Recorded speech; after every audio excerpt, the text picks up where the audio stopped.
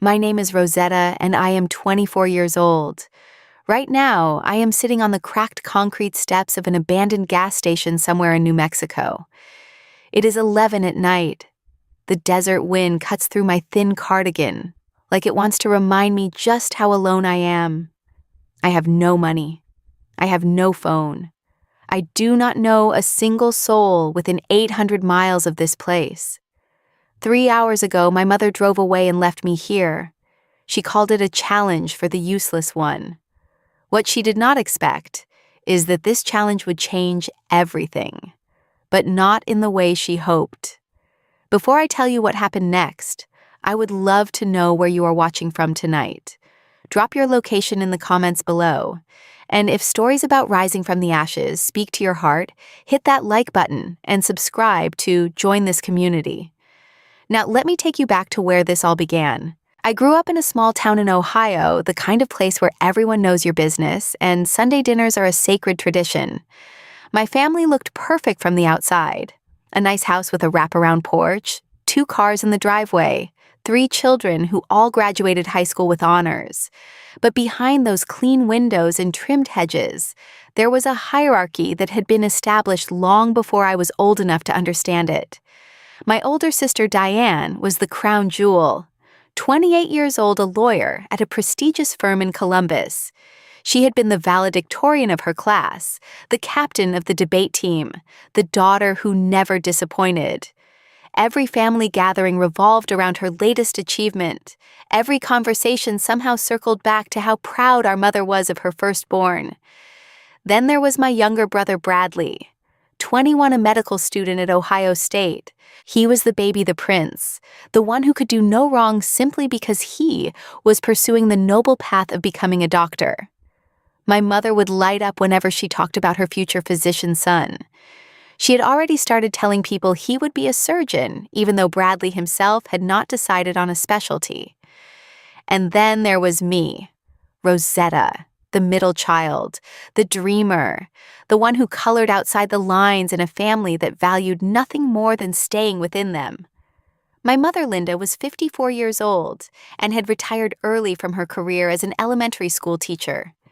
She had dedicated her entire identity to being a mother, which might sound loving until you understood what that meant in her mind.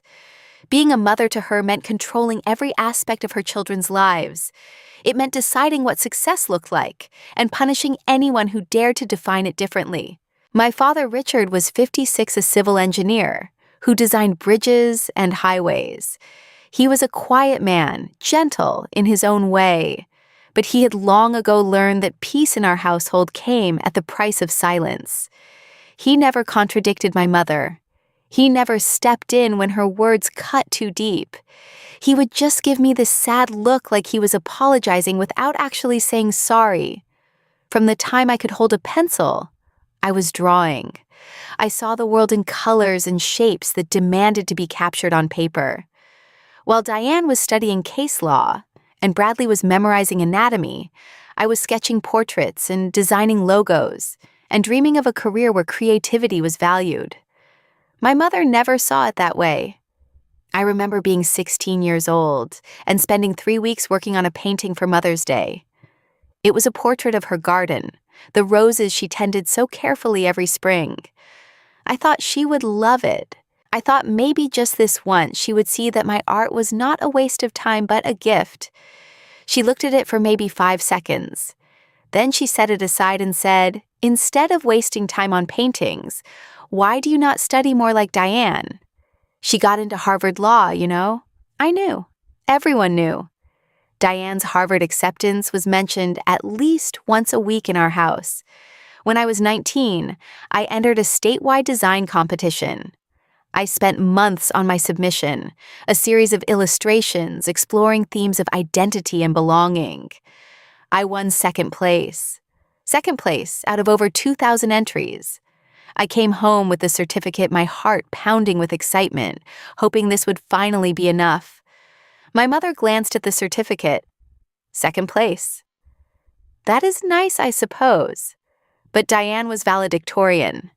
Second is just first loser. Those words branded themselves into my memory. Second is just first loser. I heard them every time I doubted myself, every time I wondered if maybe my mother was right about me. By the time I turned 24, I had cobbled together a career as a freelance graphic designer. It was not glamorous. The income was inconsistent. Some months I barely made rent on my tiny apartment. Other months I had enough to treat myself to dinner at a restaurant that did not have a drive-through window. But it was mine. I had built it myself, project by project, client by client. My mother called it a failure disguised as a job. She would bring it up at every family dinner. Oh, Rosetta is still doing her little computer drawings. Maybe one day she will get a real career. Diane just made partner track, did you hear?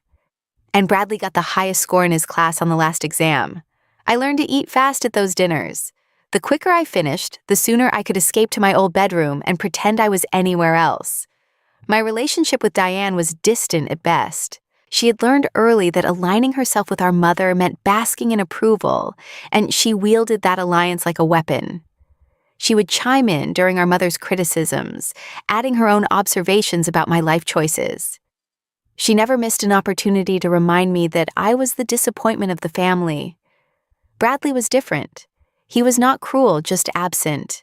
He lived in his own world of textbooks and study groups and hospital rotations. He did not actively participate in putting me down, but he never defended me either. His neutrality felt like its own kind of betrayal. My father was the only one who ever showed me warmth, but it was always in secret. A squeeze of my shoulder when no one was looking.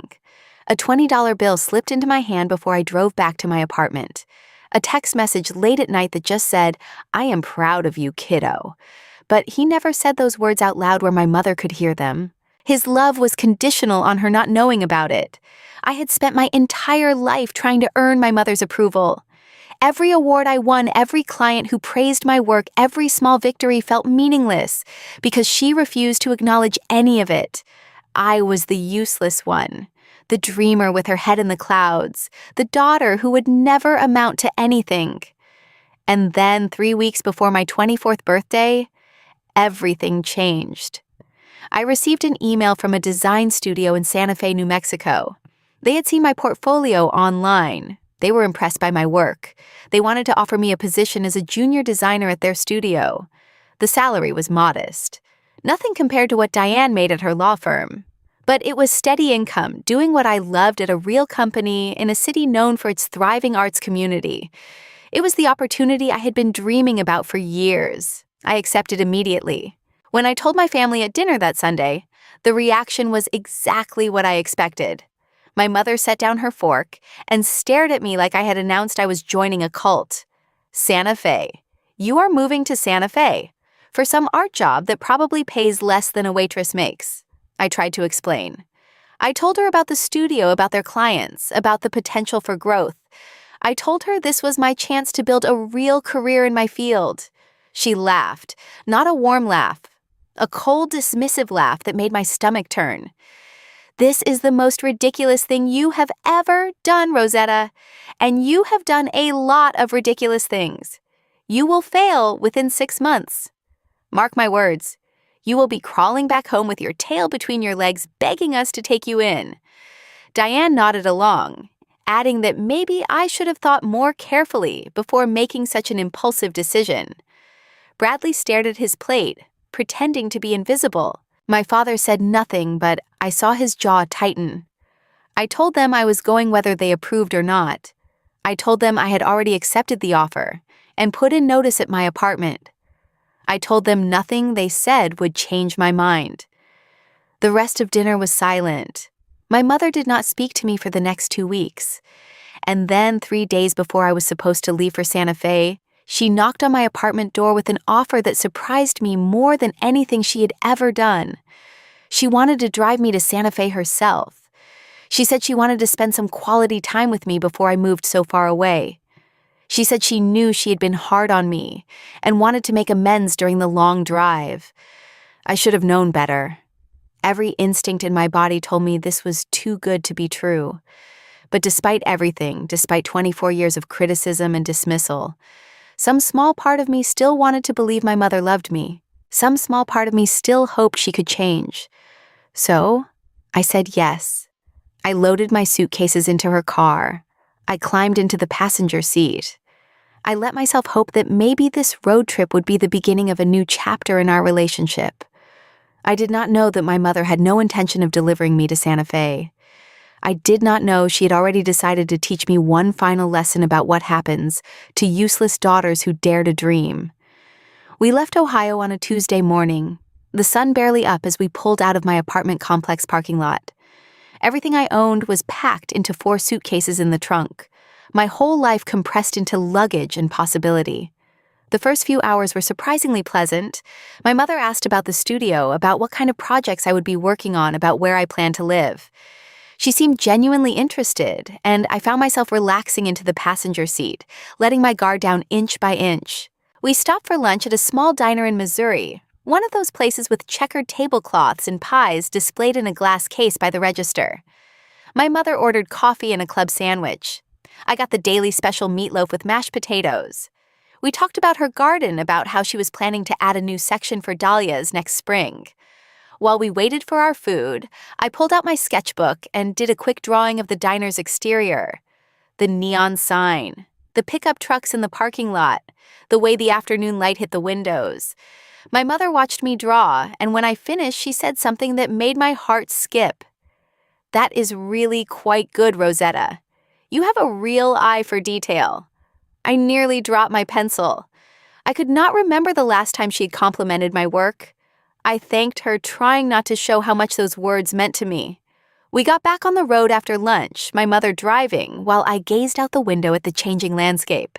Ohio's green hills gave way to Missouri's plains, and then we crossed into Kansas as the sky turned pink and orange with sunset. I fell asleep somewhere around Wichita, lulled by the hum of the highway, and the comfort of thinking that maybe finally my mother and I were going to be okay. I woke up in the dark. The car was still moving, but something felt different.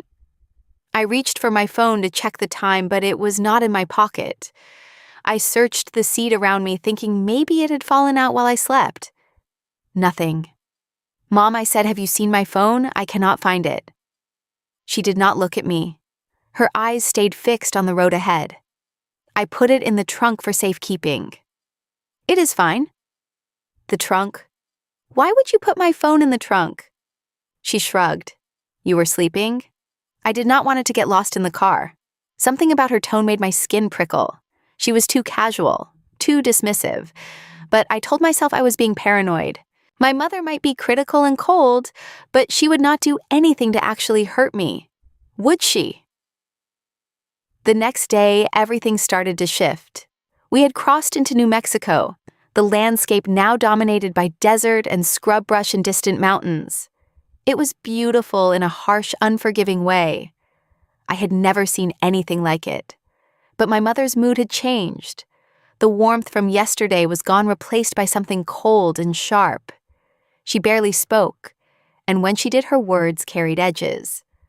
"Are you sure you can handle living out here?" she asked, gesturing at the empty desert.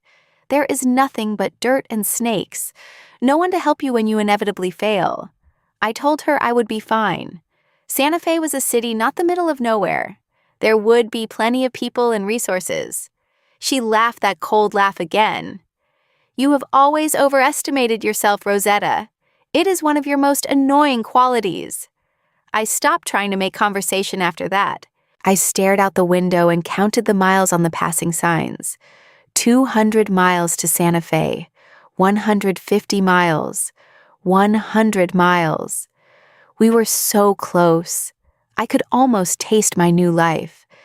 And then, just as the sun began to set, my mother pulled off the highway and into a gas station that looked like it had been abandoned for years.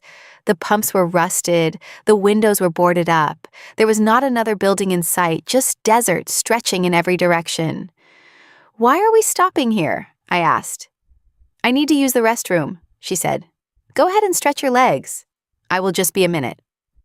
I climbed out of the car, my legs stiff from sitting for so long. The gas station had a small building attached, probably what used to be a convenience store. I found the restroom around back the door, hanging crooked on its hinges. When I came back around to the front of the building, my mother's car was gone. I stood there for a moment, my brain refusing to process what my eyes were seeing. The parking lot was empty. The spot where her silver sedan had been was now just cracked asphalt and dust. I ran to the road, my heart pounding so hard I could hear it in my ears. In the distance, I could see taillights getting smaller and smaller, red dots disappearing into the desert darkness. She left me. My mother actually left me. I screamed her name, but the sound just evaporated into the empty air. I ran after the car for a few steps before my brain caught up and told me it was useless. She was already too far away. She was not coming back. I stumbled back to the gas station, my legs shaking so badly I could barely stand. I sat down on the concrete steps and tried to think. Tried to figure out what to do. My phone was in the trunk of her car. My wallet, which had been in my purse on the back seat, was gone too. I checked my pockets and found nothing but a crumpled tissue and a stick of gum. I had no money, no identification, no way to contact anyone. The only things I had were what had been in my hands when I got out of the car, my cardigan, and by some miracle, my sketchbook and pencil, which I had been holding in my lap. The sun finished setting and the desert turned cold. Not cool, cold. The kind of cold that seeps into your bones and makes you shiver even when you try to hold still. I wrapped my arms around myself and tried to understand. Why would she do this? What had I ever done to deserve being abandoned in the middle of nowhere? And then her words from dinner 3 weeks ago echoed in my mind. You will fail within 6 months. You will be crawling back home with your tail between your legs. She did not want me to succeed in Santa Fe. She did not want me to prove her wrong. So she decided to make sure I never got there. She had taken my phone while I slept. She had taken my wallet when I was not looking. She had planned this entire road trip as one elaborate trap, designed to strand me somewhere I could not possibly survive. This was her idea of teaching me a lesson. This was what she meant by challenge. I sat on those steps for a long time, too shocked to cry. The desert sky filled with more stars than I had ever seen in my life, but I could not appreciate them. All I could think about was how my own mother had left me to die in the wilderness, because she could not stand the thought of me succeeding without her approval. The first few hours alone were the hardest. Every sound made me jump. The wind whistling through the abandoned building, a distant howl that might have been a coyote, the skittering of something small in the brush nearby. I had grown up in a quiet Ohio suburb where the scariest nighttime sound was a neighbor's dog barking. Nothing had prepared me for the profound, overwhelming darkness of the desert at night. I tried to stay calm. I told myself that panic would not help. I needed to think clearly, to assess my situation, to make a plan. The facts were these. I was stranded at an abandoned gas station somewhere in New Mexico. Santa Fe was still about 200 miles away. The nearest town, based on a sign I had seen from the car, was probably 12 miles or so to the east. I had no food except for half a granola bar I found at the bottom of my sketchbook bag. I had no water except for a few sips left in a bottle I had been drinking in the car. I had no shelter except for the crumbling building behind me. But I was alive. I was healthy. And as my shock began to fade, something else started to take its place. A cold, hard anger that felt like steel forming in my chest. My mother wanted me to fail. She wanted me to give up. She wanted me to prove her right about what a useless, hopeless dreamer I was. I was not going to give her the satisfaction. I found a corner of the building that was sheltered from the wind and sat down with my back against the wall. The concrete was cold through my jeans, but at least I was out of the gusts that kept knifing across the open lot. As I sat there, I started to think about my life, about all the times my mother had made me feel small, about all the moments when I had needed her support and received only criticism instead. I thought about the time I was 7 years old and brought home a drawing I had made in art class. It was a picture of our family, all of us holding hands in front of our house. My teacher had praised it. She had put a gold star sticker on the corner. My mother had looked at it and said, "Why did you make my head so big? I do not look like that. This is not very accurate at all." I thought about the time I was 12 and auditioned for the school talent show. I had practiced for weeks, learning to play a simple song on the guitar my father had bought me for my birthday. I did not win, but I did not come in last either. I was proud of myself for having the courage to perform in front of the whole school. My mother's only comment was that Diane had won first place in the spelling bee when she was 12. A real accomplishment, she said. I thought about the time I was 19 and got accepted into a graphic design program at a state university. It was not Harvard, not Ohio State, but it was a good program with a solid reputation. I had worked hard on my portfolio. I had written and rewritten my application essay a dozen times. My mother had said, I suppose that is a backup plan. For when you realize you cannot make a living doodling. 24 years of moments like these. 24 years of being told I was not enough, not smart enough, not driven enough, not good enough to deserve her love. Sitting there in the cold desert night, I finally let myself feel all of it. The hurt, the rejection, the deep aching wound of being unwanted by the person who was supposed to love me unconditionally. I cried. For the first time since she had driven away, I let the tears come. They streamed down my face, and I did not try to stop them. I cried for the little girl who just wanted her mother to be proud of her. I cried for the teenager who had given up trying to please someone who could not be pleased. I cried for the young woman who still, despite everything, had hoped that maybe this road trip would change things. I cried until there were no more tears left, and then I sat in the silence and looked up at the stars. The sky was incredible. Without any light pollution, I could see the Milky Way stretching across the darkness like a river of diamonds.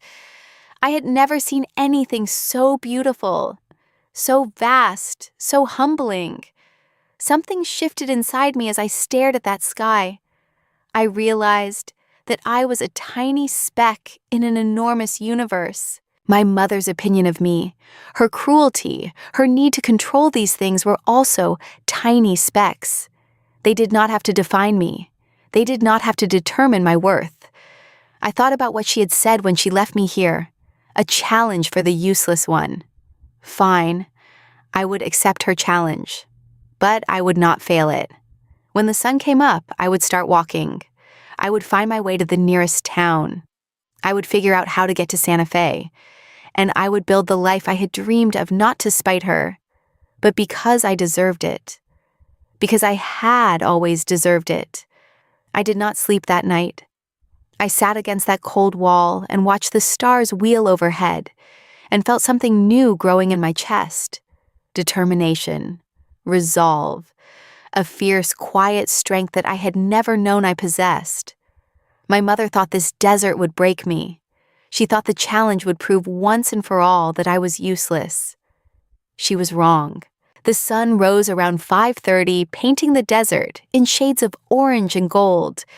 I stood up, my body stiff and sore from a night spent sitting on concrete, and took stock of my situation in the light of day. The gas station looked even more abandoned in the sunshine. The roof of the main building had partially caved in. The windows were covered with boards that had been weathered gray by years of sun and wind. The pumps were rusted solid, probably had not worked in a decade or more. I finished the last of my water and ate the rest of my granola bar. It was not much, but it gave me enough energy to start moving. I had seen a sign from the car yesterday. A town called Coyote Springs, 12 miles east. 12 miles was a long walk, but it was not impossible. People walked marathons, and those were 26 miles. I could handle 12. I started walking just as the sun cleared the horizon. The first 4 miles were not so bad. The morning air was cool, and the desert had a stark beauty that I could appreciate even in my circumstances. I saw a jackrabbit dart across my path. I watched a hawk circling high overhead. I focused on putting one foot in front of the other, and tried not to think about how thirsty I was already getting. By mile 5, the sun was high enough to feel like a weight pressing down on my shoulders. I had not realized how intense the desert heat could be. My cardigan, which had felt too thin last night, now felt suffocating. I took it off and tied it around my waist. By mile 6, I was in trouble.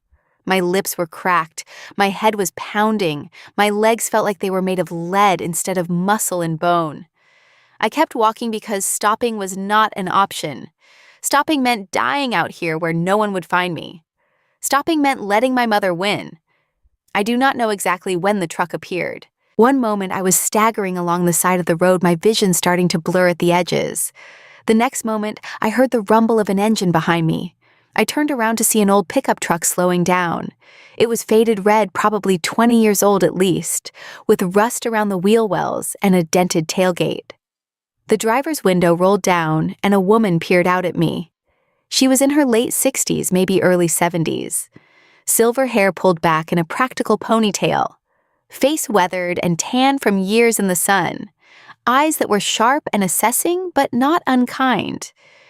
"You okay there, honey?" she asked. "You look like you are about to keel over." I tried to answer, but my throat was so dry that only a croak came out. The woman's eyebrows shot up. She threw the truck into park and hopped out with surprising agility for someone her age.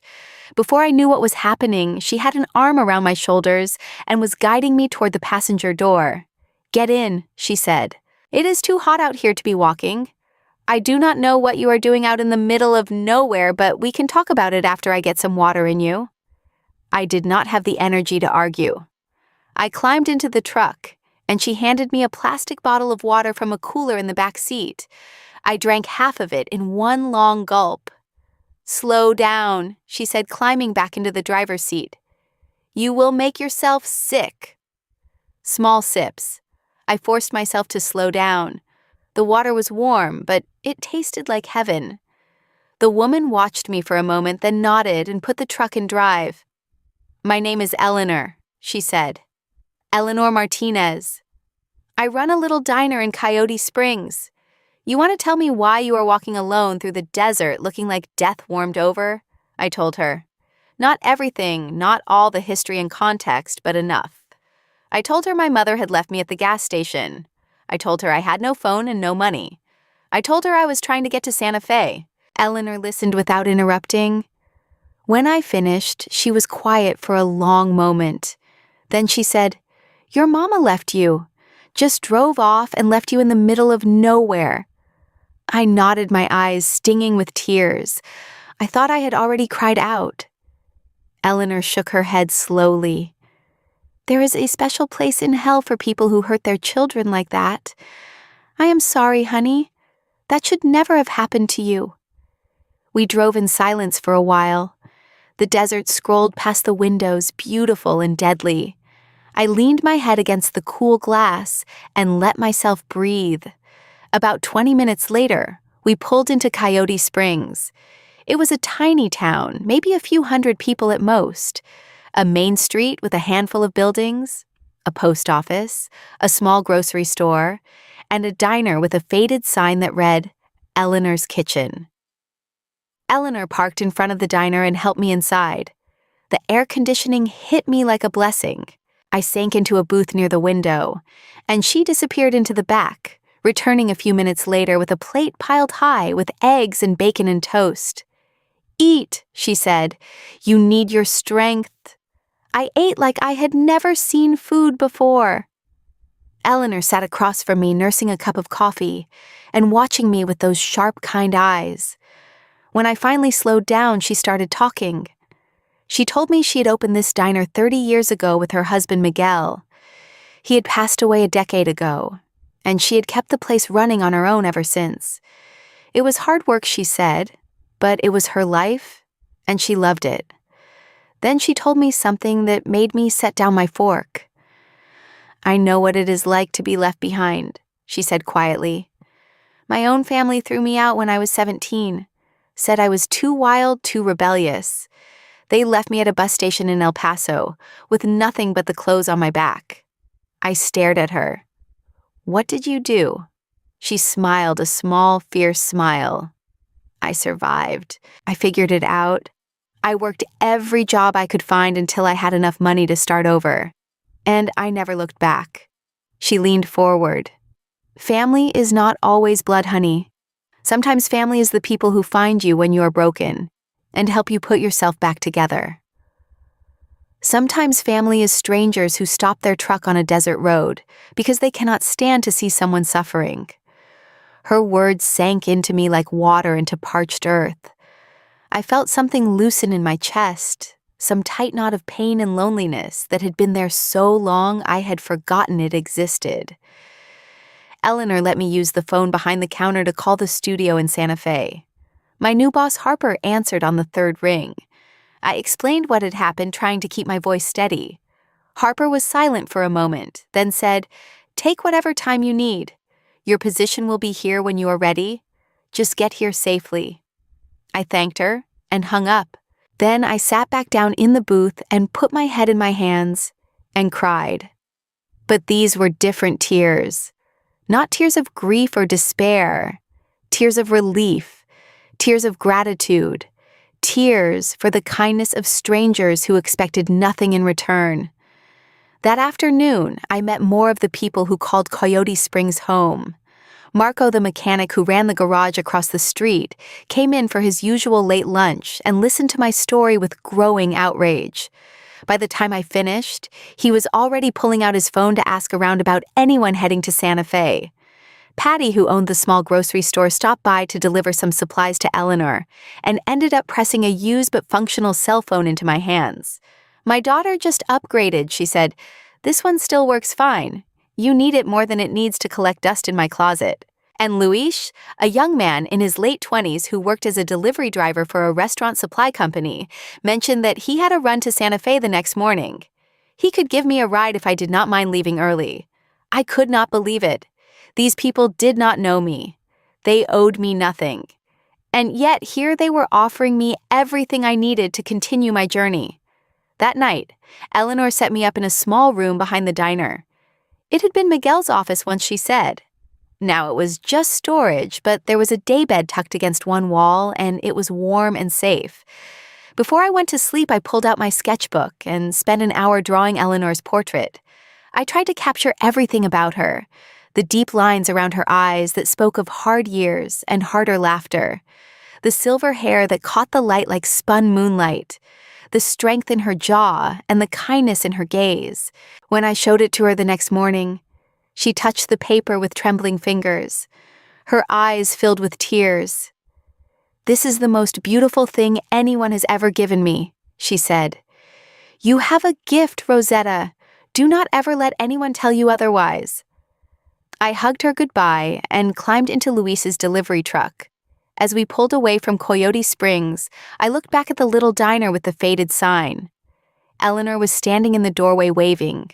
I waved back until she disappeared from view.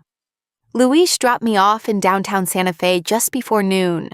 I stood in the middle of the plaza, surrounded by adobe buildings and bright blue sky, and let myself feel the enormity of the moment.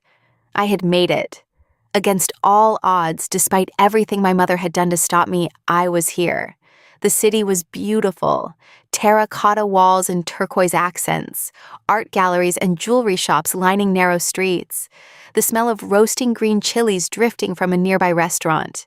It looked like nowhere else I had ever been, and it felt immediately, inexplicably like home. I found the studio without too much trouble. It was located in a converted warehouse near the rail yard district, all exposed brick and high windows and work tables covered with sketches and paint samples. The sign above the door read, Horizon Design Company. Harper was waiting for me.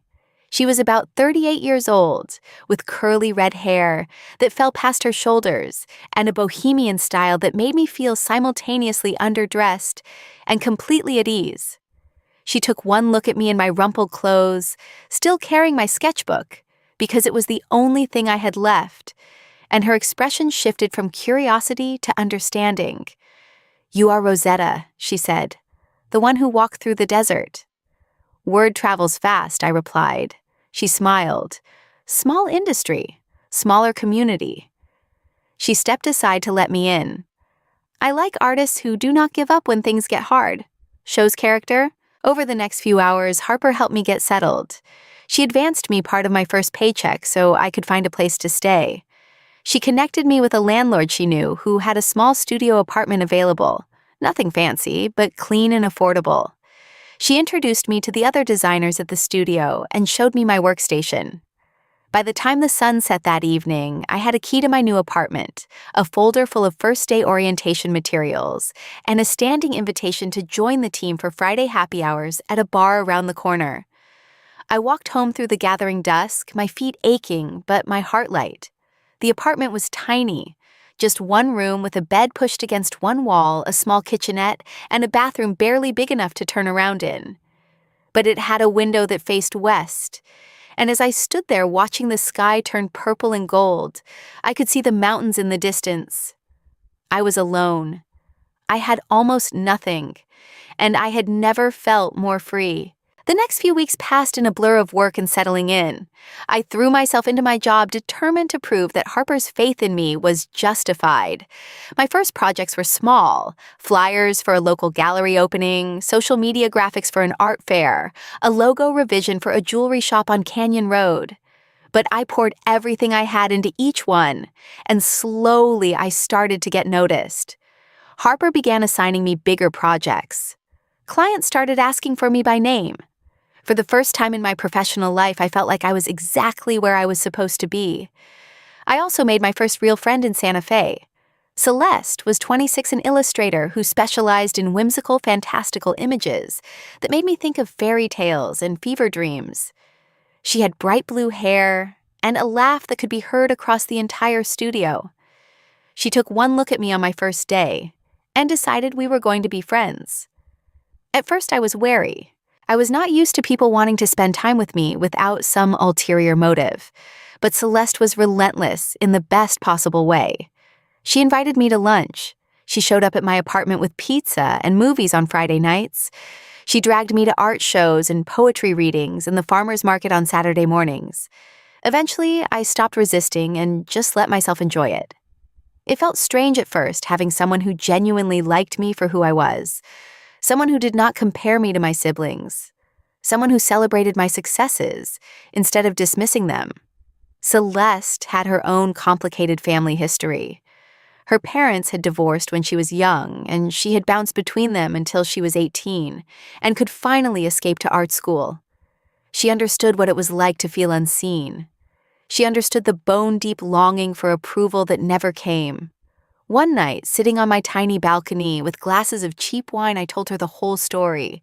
The road trip, the gas station, walking through the desert, Eleanor and Coyote Springs, all of it. Celeste listened without saying a word.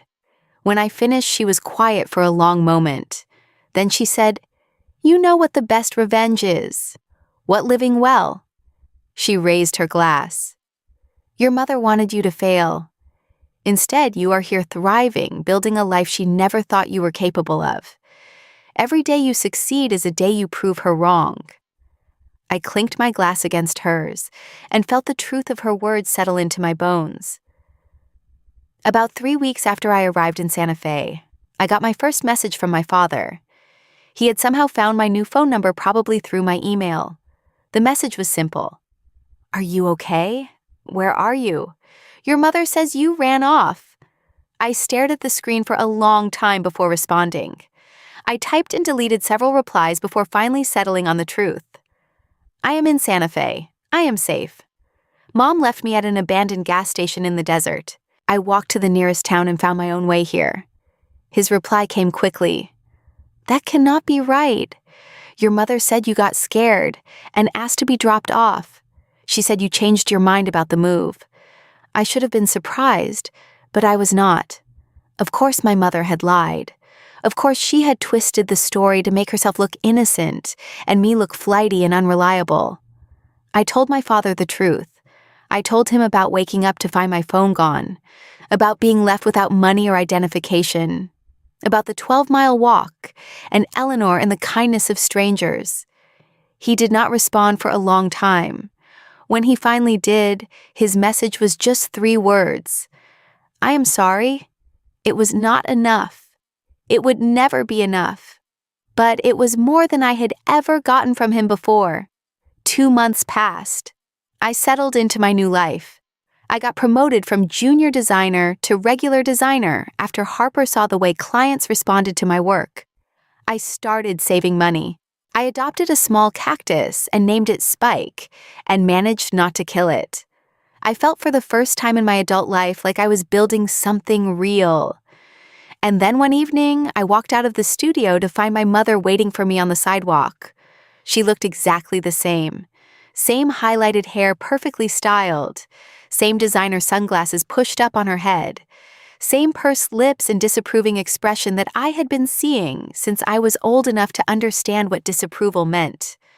Her silver sedan was parked at the curb, the same car she had driven away from that gas station 3 months ago. Rosetta, she said. My name in her mouth still had the power to make me feel small. We need to talk. I stopped a few feet away from her, my heart pounding but my voice steady. I have nothing to say to you. Do not be dramatic. She waved her hand dismissively. I came all this way to see you. The least you can do is have a conversation. You left me in the desert. I could hear my voice rising, but I did not care. You took my phone. You took my wallet. You abandoned me in the middle of nowhere with nothing. It was a lesson.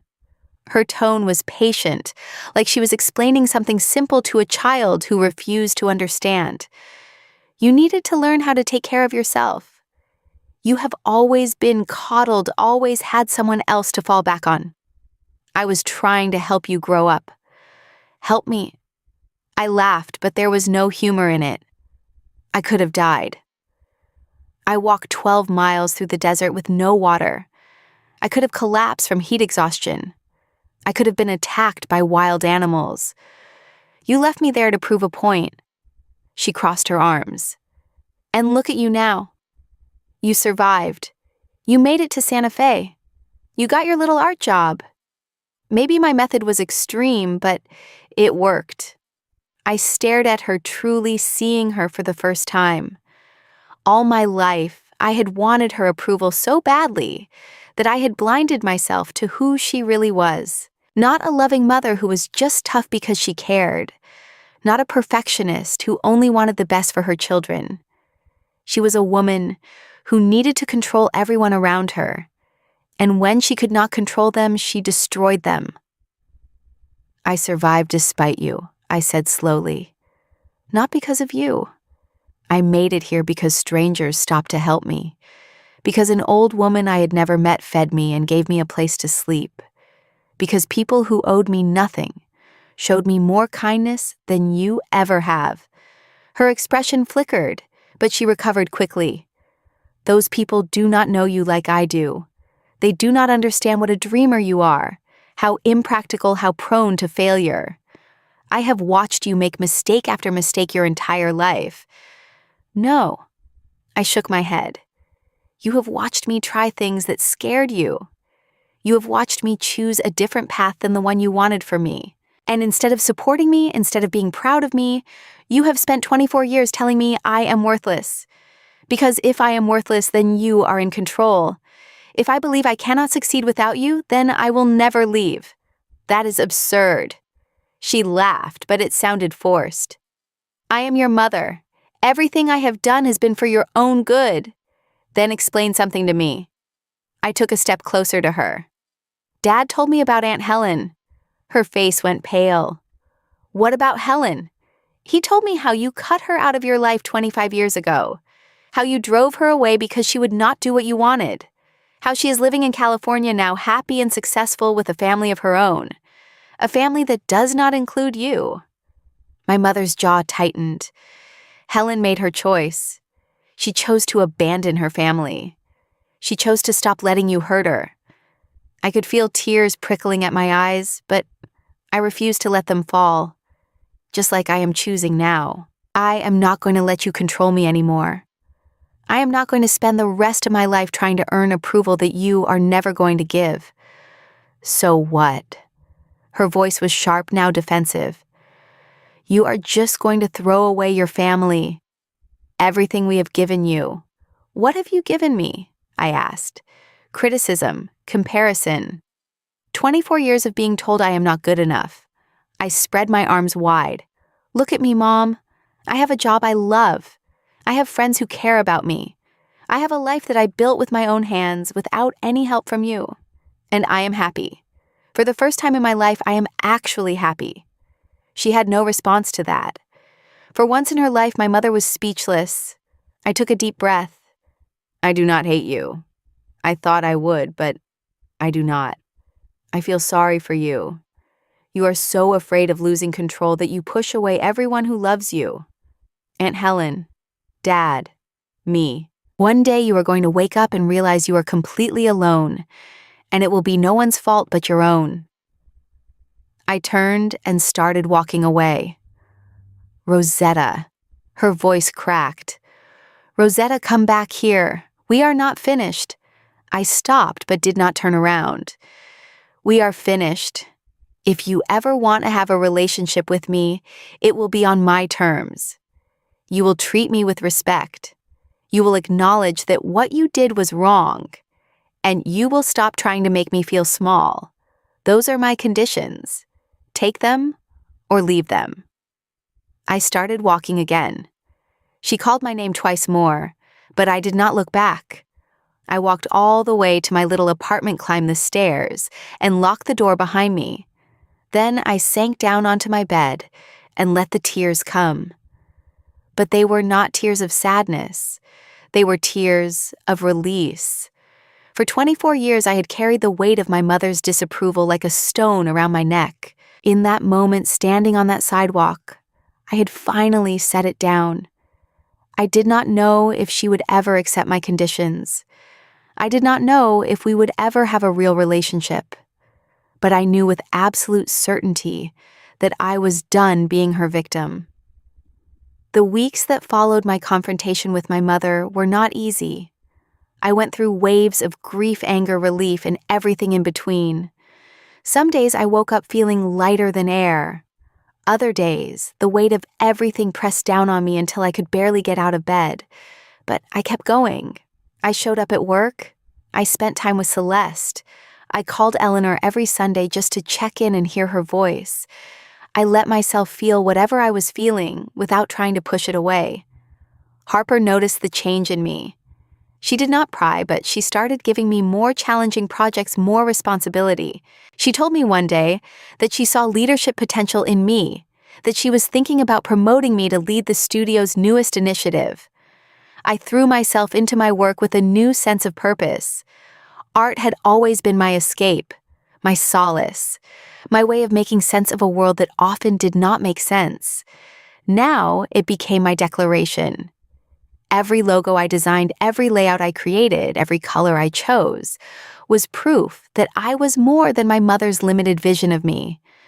I also started working on something personal, a series of illustrations documenting my journey from that abandoned gas station to my new life in Santa Fe. I drew the rusted pumps and the boarded-up windows. I drew the desert at night, stars scattered across a sky so vast it made you feel both insignificant and infinite. I drew Eleanor's weathered hands holding a cup of coffee. I drew the mountains outside my apartment window, painted in the colors of sunset. It was not commercial work. No one was paying me for it. But it was the most honest art I had ever created, and it healed something in me that I had not even known was broken. One afternoon, about 4 months after my mother's visit, I got a phone call from a number I did not recognize. I almost did not answer, but something made me pick up. The voice on the other end was unfamiliar but warm. "Is this Rosetta? My name is Helen. I believe I am your aunt." I nearly dropped the phone. "Your father gave me your number," she continued. "I hope that is okay. I have been wanting to reach out ever since he told me what happened. We talked for 3 hours that first call.